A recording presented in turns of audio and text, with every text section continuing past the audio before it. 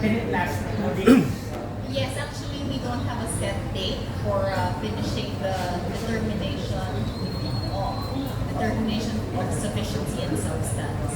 So we will see how long it will take us to finish that. But remember, these are preliminary matters. Again, this is not like hearing itself, and we are not yet sending out notices or accepting the evidence that will be given by the parties.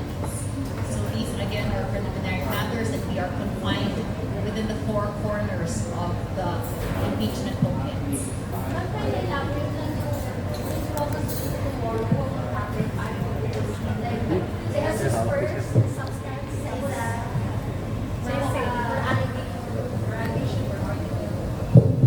We will do it the same way we did in the determination of sufficiency in form.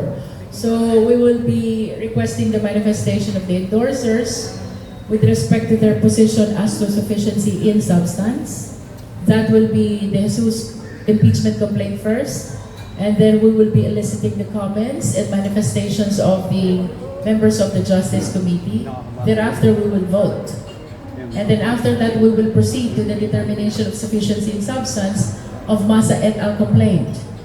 After the position of the endorser, we will ask the committee members to comment or manifest on the same issue of sufficiency in substance. And thereafter, voting again.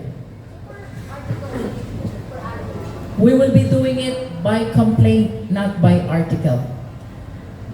Ma'am, what happens if only one out of the 2 complaints passes the sufficiency test? That will depend on the judgment of the individual members, because as you can see, the sufficiency of form and substance are being voted upon by the individual members of the Justice Committee.